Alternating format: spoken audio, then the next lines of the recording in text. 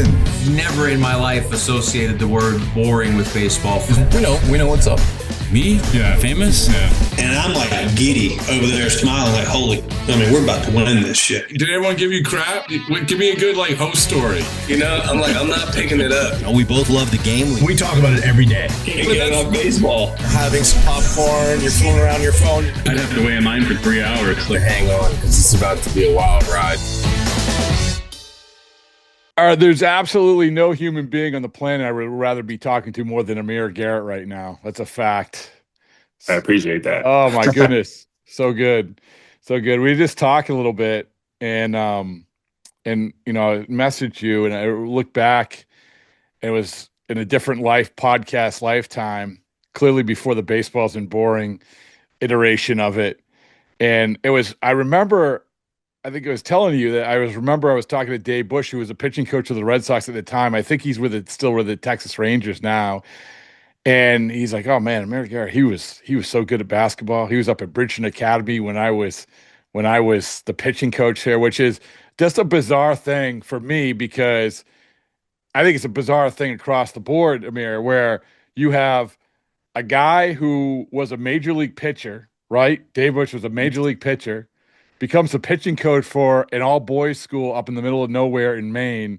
And there you are also not even playing baseball, but playing basketball while, right, y'all have already signed with a team, correct? Yep. That was so I went in August. I went to Bridgeton in August and I signed with the Reds in August. So yeah, I stayed in Bridgeton until about December and then I went to college. So yeah, I was a technically professional baseball player and a basketball player at the time. And next level hoops too. I mean, I know that you went to St. John's, but it wasn't like you were alone. It wasn't like you were playing scrubs, you know?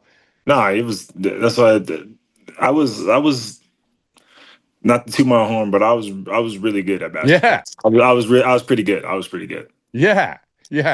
Well, by the way, it's talking about street cred of going to a school and like, hey, I don't know if you know this, but I'm a professional baseball player who is also dominating in basketball. I'm here to build you up, is what I'm saying. Yeah, it's crazy because like when I was that young and guys would like look at me, they're like, "You play professional?" I'm just like, I didn't really think nothing of it. I was like, yeah, but I'm a basketball player. Like, you know what I mean? Like I was just like I didn't think anything of myself like that. I was just like, yeah, like I didn't know, what being a professional athlete entailed. I didn't know what came with it. I didn't know, if people knew me or whatever, especially at that time. They're like, "Oh, you play baseball? Like you're professional, right?" And I'm like, I guess so. I think I am. Like, you know what I mean? Like that was it. But I'm just here just playing basketball. So I don't really know how that works. You know what I mean? That's what I mean. It's like, it's such a good story. And also I asked this as the last basketball question. I don't want to wear you out with basketball questions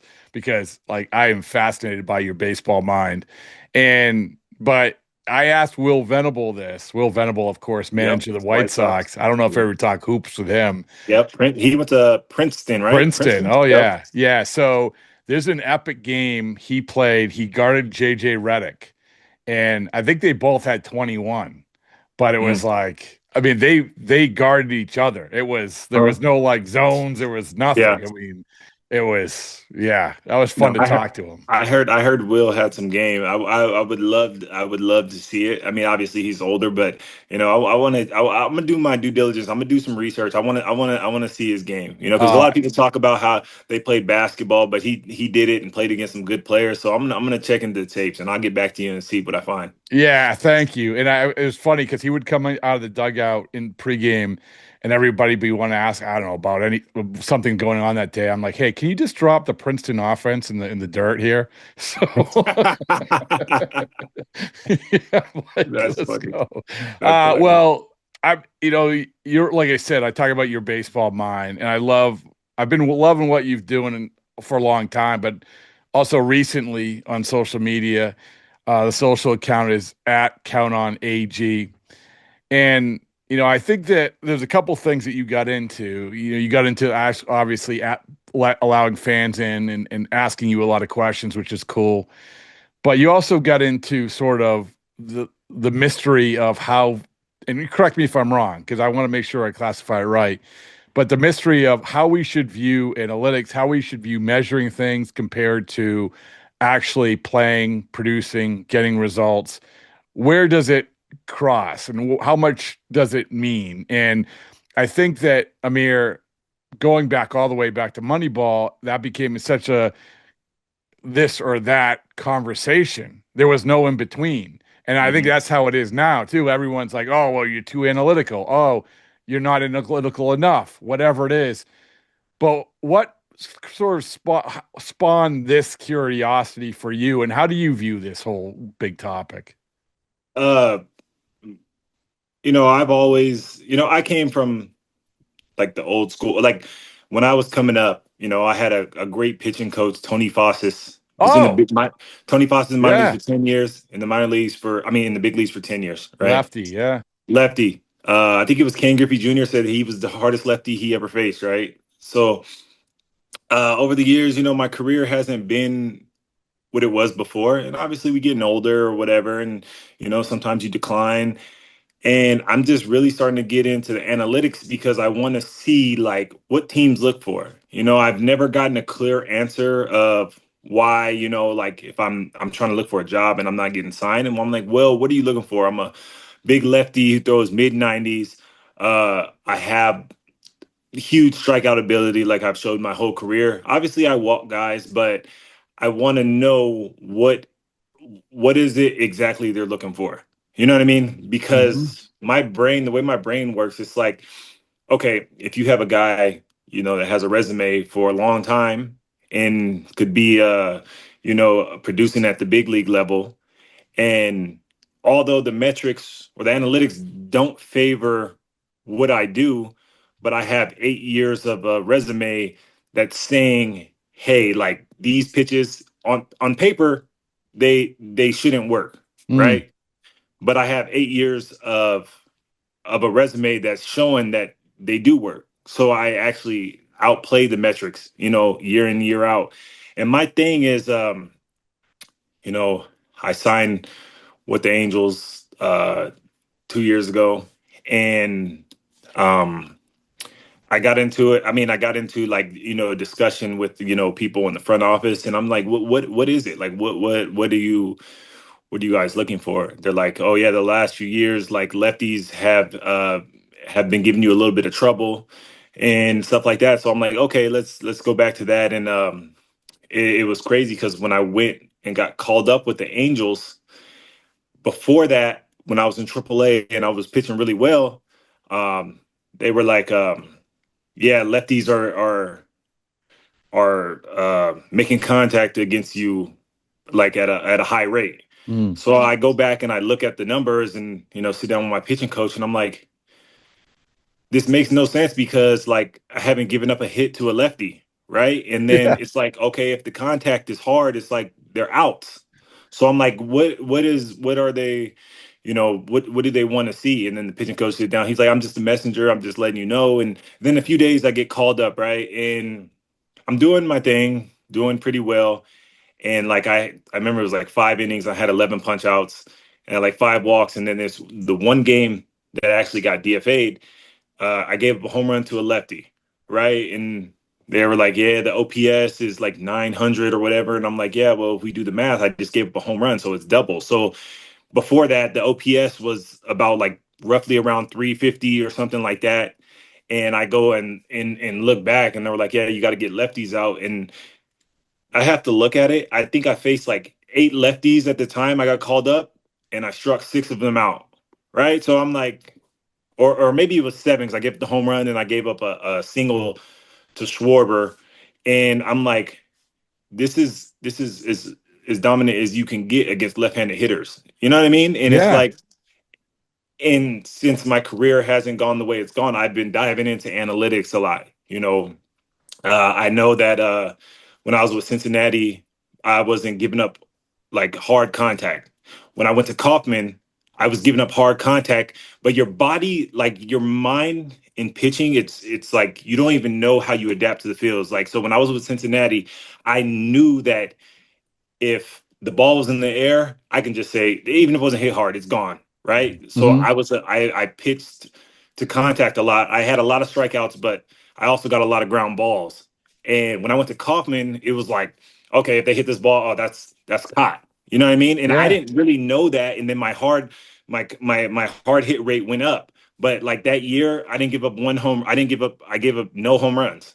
Um, but it was just like crazy to think about that. And then as I just start diving into analytics and they're talking about like K to ball rate or whatever, and I'm like, okay, I can work with that. I got to get my walks down and, still do what I do. I still get a lot of ground balls. And, it's just like I want to know like what they want, so to Yeah, put it's me in smart. it's put me in a better situation, because I'm trying to get to 10 years, right? So I'm 3 years away. I'm trying to get to 10 at least if I can. If I can't, then, it is what it is. But I'm trying to stay in the game. I feel good, and so it's just something that I obviously have to change with the game.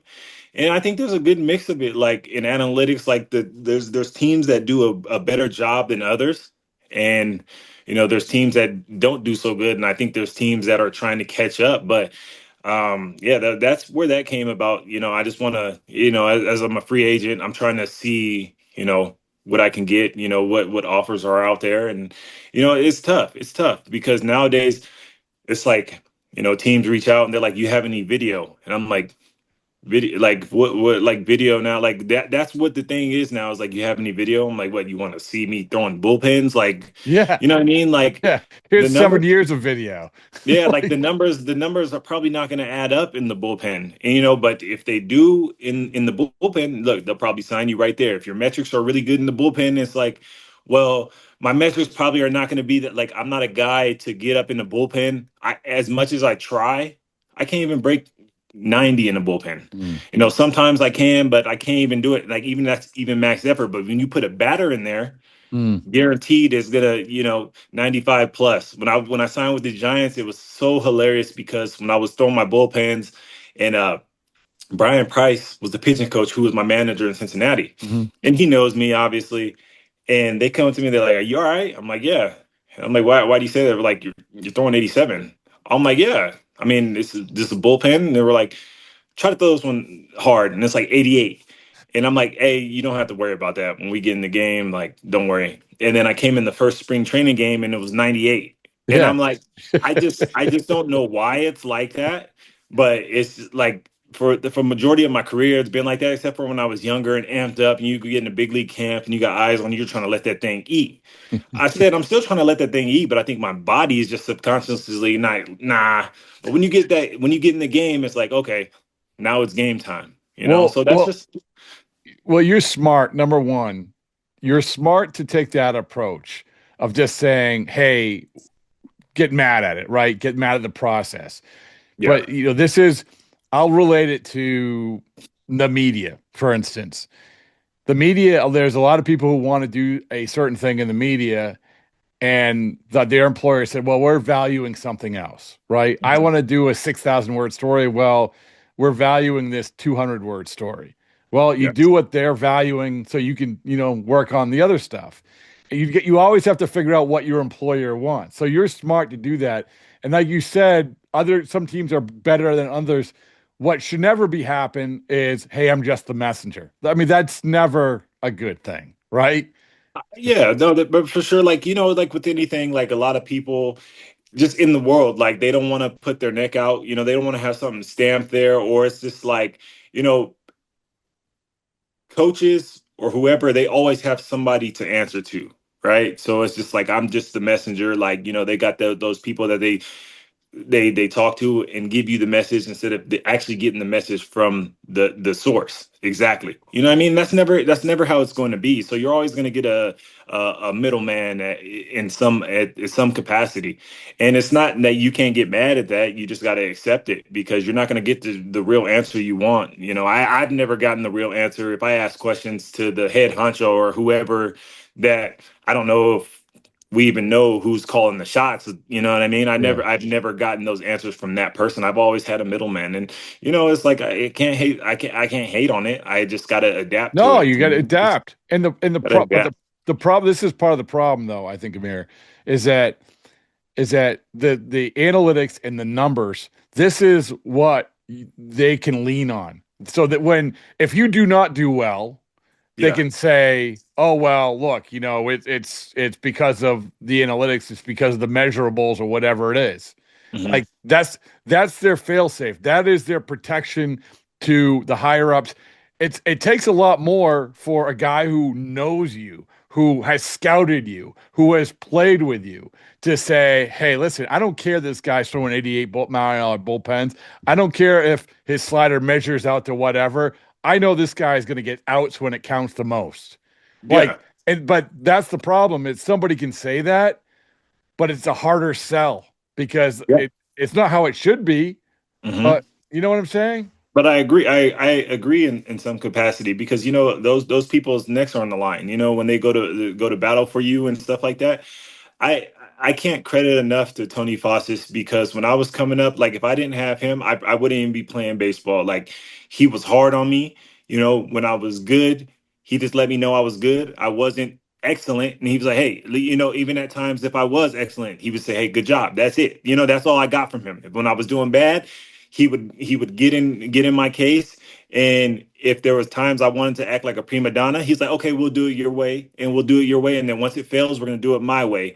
And the thing that stuck with me with him. So when I was with the Reds, I love the Reds. Obviously, it's like your first girlfriend, my first organization. Man, I can't even say enough good things about them. But when I was coming up, uh, I had a changeup, but I was a starter. I didn't really have a changeup. I had one, but it was like a show me pitch, right? And this was on the cusp of getting to the big leagues in 2016, and we had like a organizational rule like where you had to throw like in a game mandatory like 5 to 8 changeups as a starter or whatever back then. And I would pop some in every now and then, but like I would go with the flow of the game, right? So if the game is going good and I'm using my fastball slider doing that, I wasn't going to go to my changeup because I'm like, this is not the time to practice a changeup. You know what I mean? Like it's game time. Like I got to pitch as long as I can for my team to win. And I don't feel comfortable using a changeup. So when I was in spring training in 2017, Brian Price comes to me and says, "Hey, like you need to change up to make it to the show." Like I found one the next day, right? I found one the next day. And it was so funny to me because Tony, I remember I was sitting there in 2016 and he's talking to me. He's saying, they're saying that this slider that you have is not going to play in the big leagues, right? Because it was a gyro, it was new. It was Yeah. like the sweeper back then. It was like the gyro, like they didn't have the metrics as a slider, and I called it a slider. And that's just because how I threw. It was like, okay, I used to throw a curveball, and I just, start ripping it different, and it just went straight down. And they were like, it's not going to play. And Tony was like, to hell with that. He said, you make this pitch the best possible pitch you could have. And that's what I really have for the last, for the whole time of my career is my slider. You know what I mean? And that's Isn't that like this, awesome? Isn't that yeah, awesome though? It's a great that is story. awesome. But if you look at like the metrics on it, people would be like, okay, like they're like, that's a gyro. I'm like, yeah, it's a gyro, whatever. But like the numbers on it aren't very good, but I have deception. And the way I throw it, and it's crazy because my slider like works in the middle of the plate like really well. Because Mm. when you throw it and it dives down, and you just ask hitters like, why is that pitch so good? They were like, yeah, because it comes out like a fastball and it just dives at the last second. It doesn't have a lot of movement to it. That's great. It doesn't have a lot of horizontal movement. It just goes down. I remember Ross Stripling, I think it was last year, like the way his arm angle, Yeah. if he could have perfected the gyro, he called it the death ball. Yeah, the That would death have been ball. Yeah, yeah. that would have Yeah. been so insane because it's just coming down and it's just going down even more. Like he was throwing a gyro. And it's like it I get, this where the analytic parts come in and stuff like that. And it's like for me, if I throw that pitch, the league average probably on the pitch, if I remember, it's like 280, right? Yeah. But in the part that I throw it, for me, like hitters are hitting less than 200 against it. And when they tell you it's like, oh yeah, like that's the average is high on that pitch where you throw it, but it's like the average is not high for me. Hmm. You know what I mean? Like Yeah. statistics show that it's a good pitch for me in that spot. Like I'm gonna take the chances, we go back on history, right? So I'm gonna take the chances of me throwing the pitches there to get, over 40% swing and miss in that spot. I don't care if it's 280. Like that's according to the league of the pitchers that are similar to me, Yeah. but we don't have the same, deception. We might have a little bit close to the same arm angle, but that's where it's kind of hard for me to like really grasp because I'm like, it's like, all right, well, this is a really good pitch, and you can't tell me like that it's not because history has shown that it's a really good pitch. I would love to. So, talking to pitching coaches throughout this year, we have talked a lot in the last few years on what's the secret sauce of the Tampa Bay Rays, right? Their pitchers and everything. And universally, talking to Kyle Snyder, all these people, it's not that complicated. It's basically throw your best pitch for strike one. And I've heard that. My boy Robert Stevenson went there. Oh, Robert Stevenson, yeah. It was Cincinnati, Colorado, Pittsburgh. He went to Tampa Bay, and he's like, they say you got a good pitch, use it and use it often. Like that's what the Tampa Bay Rays do well. Like you probably got guys that throw 100 in that bullpen, but their best pitch is their changeup. You're gonna get 10 changeups in an inning from those guys, and even if they throw 100, you're gonna get guys that throw just excellent sliders, even if they throw hard. You're going to get a guy that throws hard. He might not have a good breaking ball, but you're going to see all of his best, his one best pitch through the whole inning. You know what I mean? And that's, it's simplified. And I think this game has to be simplified. But that's what I mean. That's what I mean, Amir. You just simplify it. I think that, like, I would sign you right now for that reason. I mean, other reasons too, but I would say, all right, you talk about your gyro, your slider, whatever you want to call it, and say for the first time maybe in your life, like Tony was saying, here, okay, this is what we're gonna do. We're gonna prioritize you throwing this for strike one.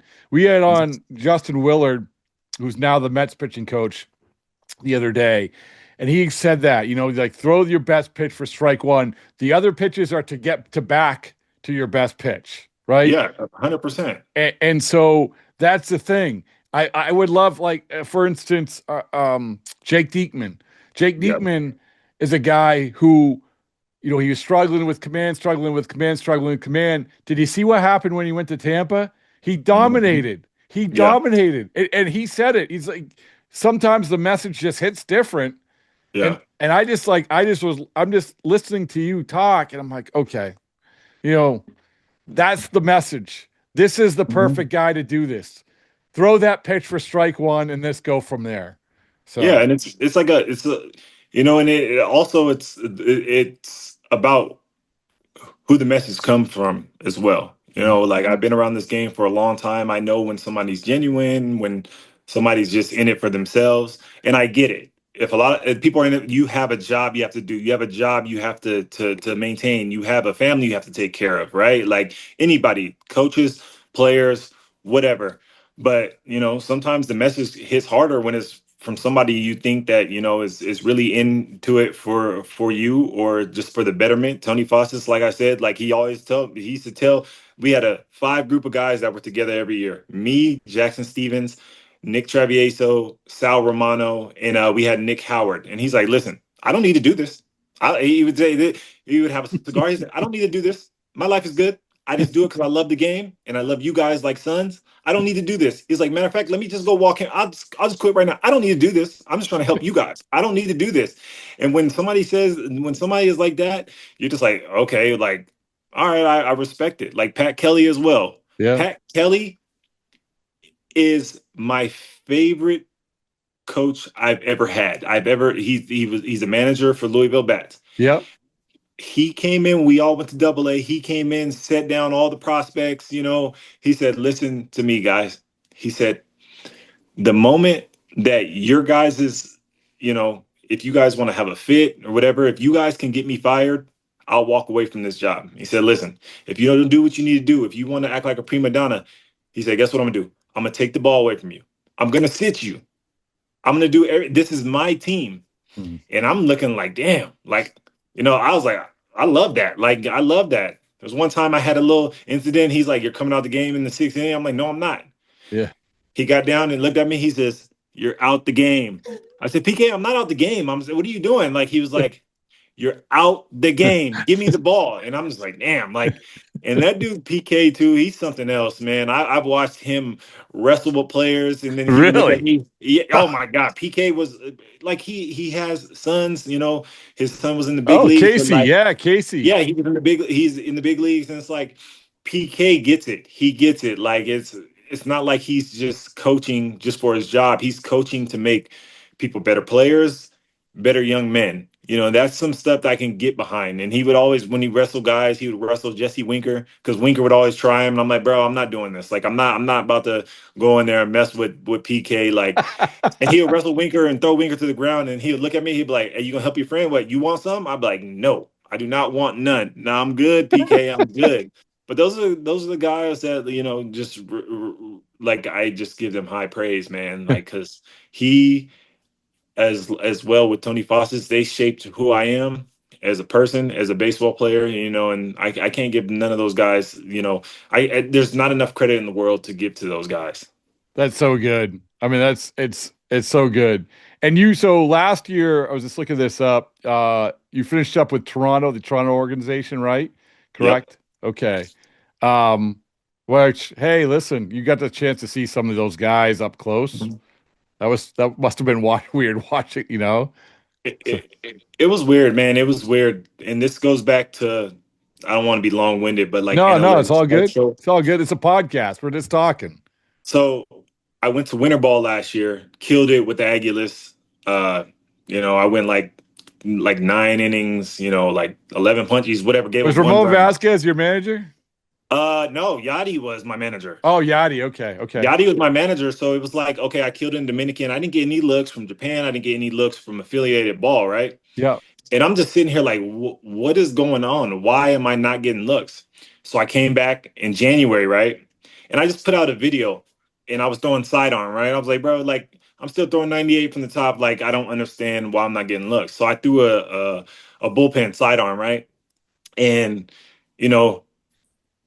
I didn't put any numbers to that. Just throwing sidearm. I'm getting calls, from like 6, 7 different teams, and they're like, "Oh, yeah, like, And then I signed with the Blue Jays. David Bell was the assistant GM there.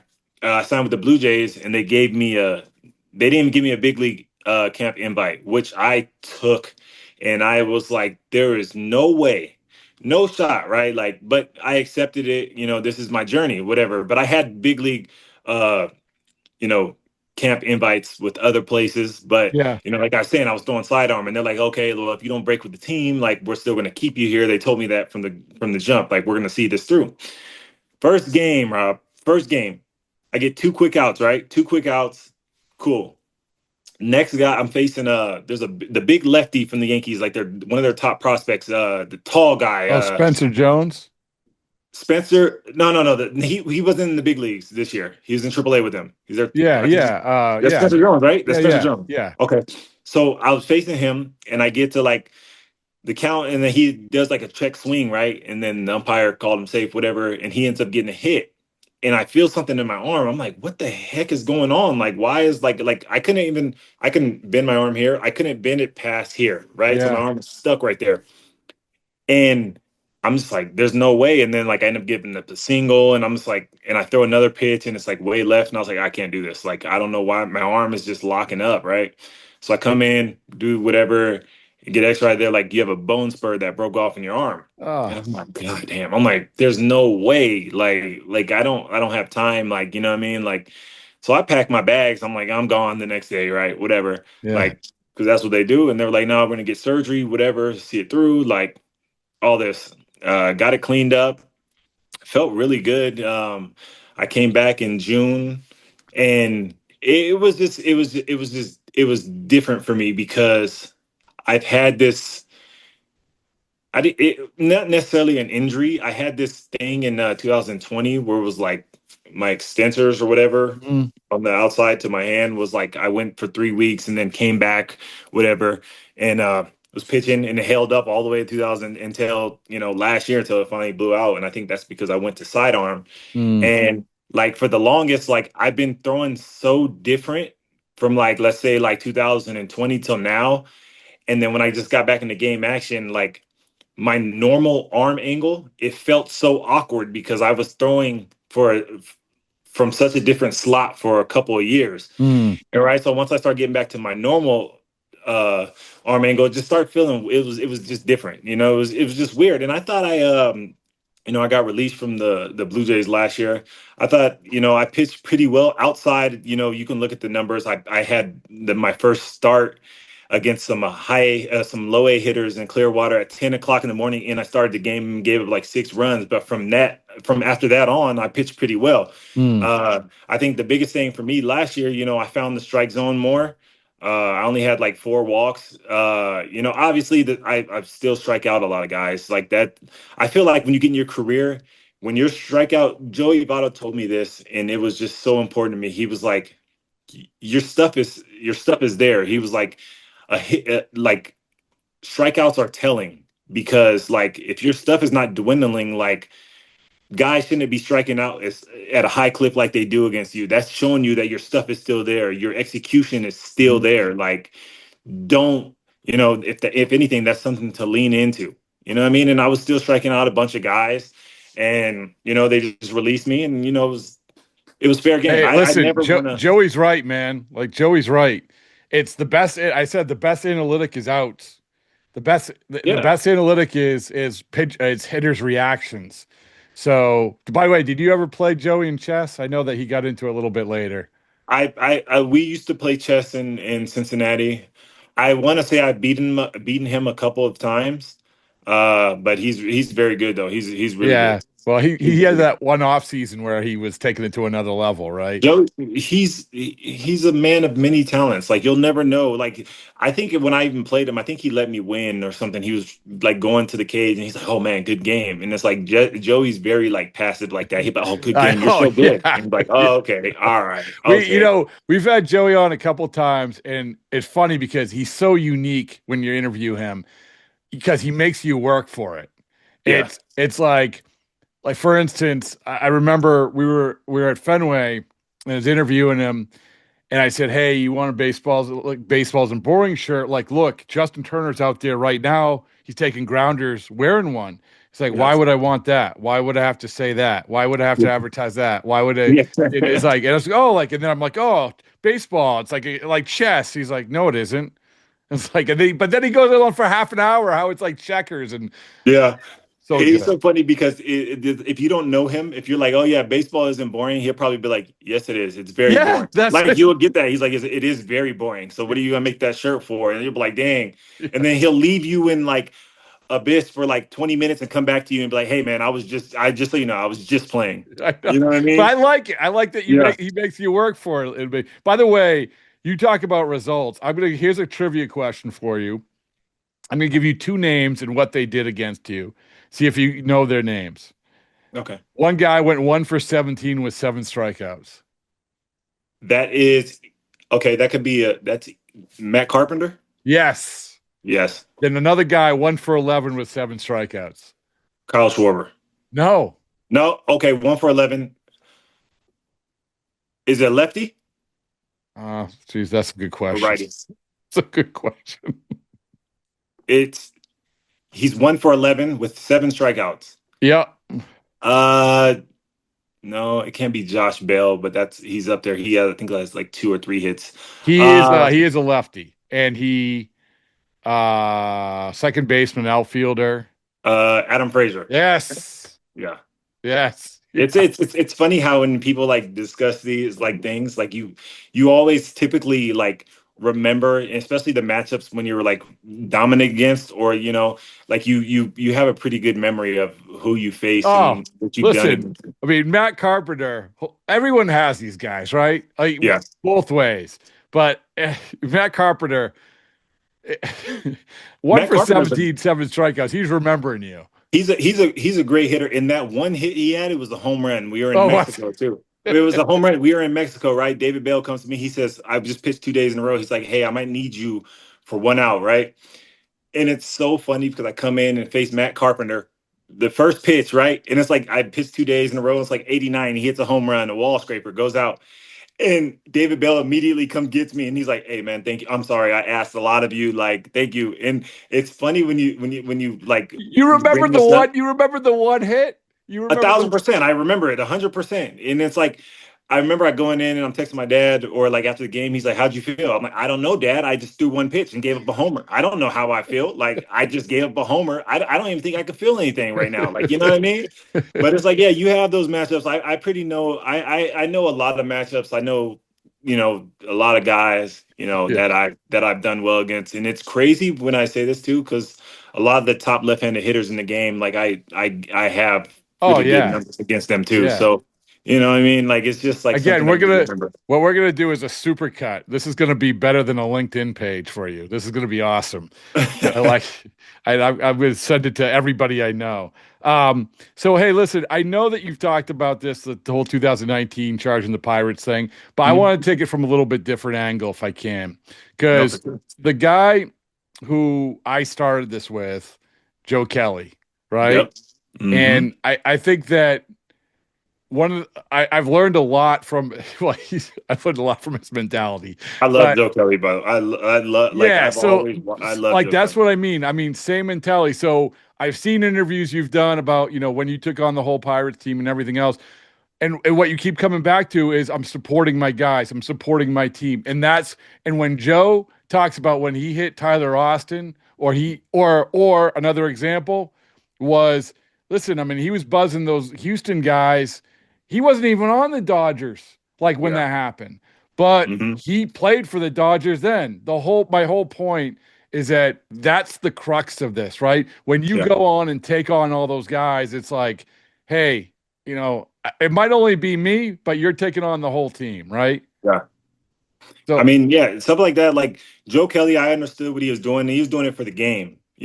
Like those guys, like it's over and gone now. Like, we needed it to be gone for baseball's sake. But he was doing that for the game. If those guys couldn't get any punishment, he was gonna let them know, like, hey, that ain't cool. Like, you know what I mean? But that's just how it was. And it was mm, like it was.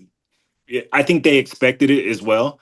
But my thing with the Pirates, if I could go back and do it, I wouldn't do it again. Obviously, I think that's what, I got a tag on my back from that. So if anybody's watching this, I wish I never would have done that. But at the end of the day, it's like I come from a different kind of background of competing. I remember when I'm playing basketball, it's like you don't walk on the logo, you don't do certain things. Like, you know, I would, if I was somewhere, I would be respectful. It's not even about disrespecting it either. It's sometimes like that's just the way of it. You're like, okay, I'm here, and I want to let you guys know I'm here. I'm gonna step on your logo and let you know, like, this is my house, even if it's a away game for me. And so it's like my guys, like anybody that I've been on a team with, I'm not gonna let anybody disrespect us, or anybody, do anything to harm us, and I get it. When pitchers throw the baseball, it's like sometimes you lose control of the ball. But like that year, like they took Gino out twice. He was on the IL for 60 days both times, like back to back years. And it's like, yeah, like, bro, like I don't want to be doing this. I don't want to be going back and forth playing beanball, because back in the day, so what you would do if a guy does something, he would hit the next guy or whatever. So they would have tension in the dugout. Hey man, don't be doing that. You're getting me hit, right? That way of baseball is gone now. I remember when Nick Castellanos got hit in 2019, and he's like, "Hey, don't worry about it. Go up to first. Go up to first. Don't even worry about it." And we would never, if somebody did something, somebody got hit, nobody in the dugout would ever be like, "Hey, man, you got to stop doing that." It's like, keep doing, keep going. Like, we're in their head. Keep going. We get hit, go to first. Don't even worry about it. You know what I mean? mm. And I remember vividly, Joey was like telling Nick, "Just go to first. Just go to first. I got you. I got you." Hit a homer, came in. That's why you don't hit. That's why you don't hit people. Now you got 2 runs. You just hurt your ERA. But it's like from my point of view, like I feel like obviously that had to be done. I didn't plan on doing that. Obviously, there was more factors, guys chirping and stuff like that. I was young and the game was just going so fast, and a lot of stuff went into it. So, I just went over there and handled business, man. And it was like I didn't look for anybody to help me. No, I didn't care about anybody helping me. Mm. I didn't care about what was gonna happen. I didn't care about anything. I just knew I was gonna send a message. That was it. I was gonna send a message and be like, yo, like, and I think after that, we never got hit by them again.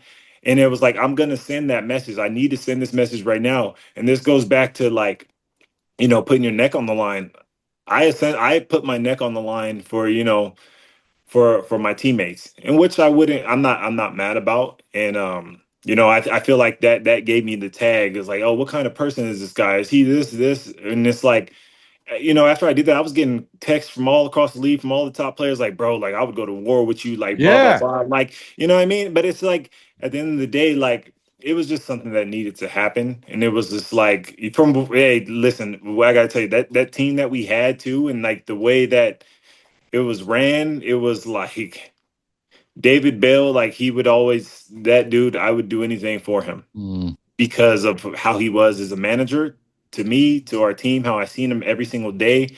And he was about the player first. And it was like, that stuff like that doesn't go unnoticed. Not with me, it doesn't. Well, you, Loyalty. you you said you said a couple times the tag. Here's the tag that's on you. You're a good teammate. You're a guy who like that's honestly like you can say that I think what and I'm not just saying this because you're here.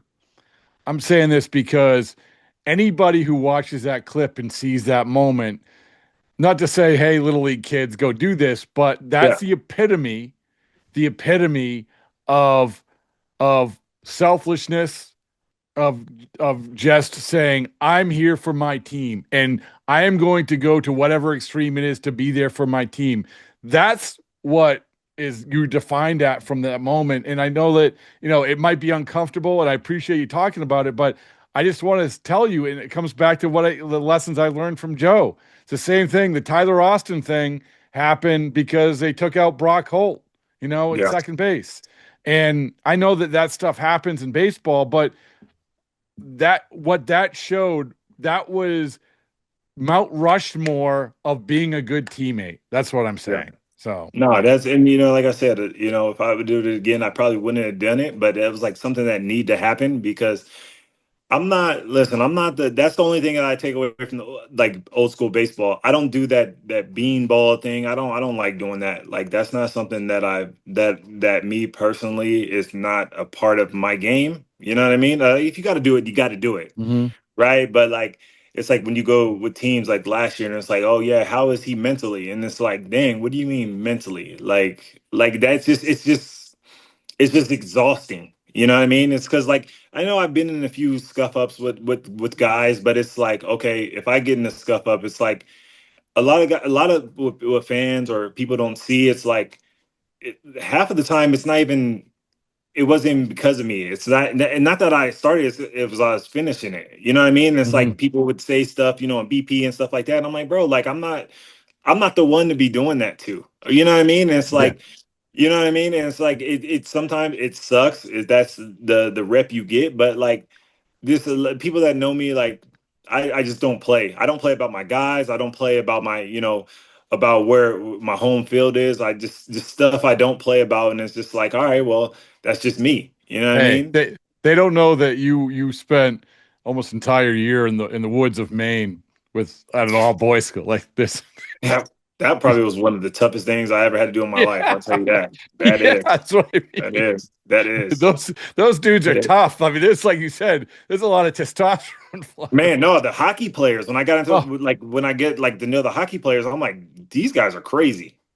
These guys are crazy. You know what I mean? And it's like just being like Oh, that. It's just like it's insane.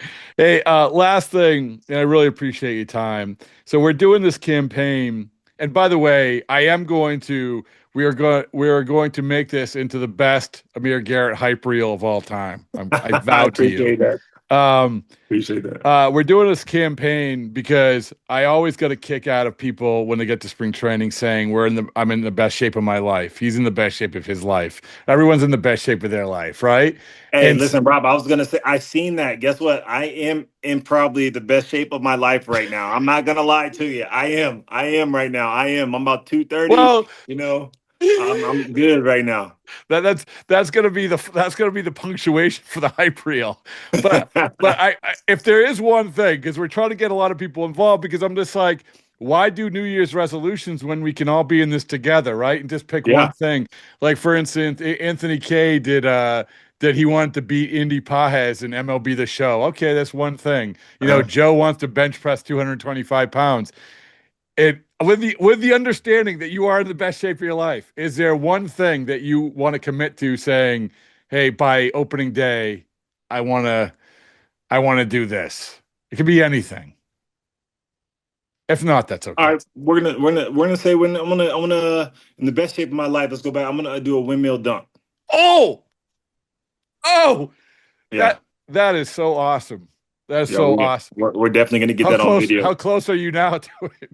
I probably, to be honest with you, like I can probably do it right now. Oh, all I, right. I can Let's I can save probably it. do it right now. Let's But save we'll it. save it for a little bit later. Yeah, I gotta yeah. get signed with the team, and then after that, we'll All right. definitely put up a Okay. clip. So you are writing it down.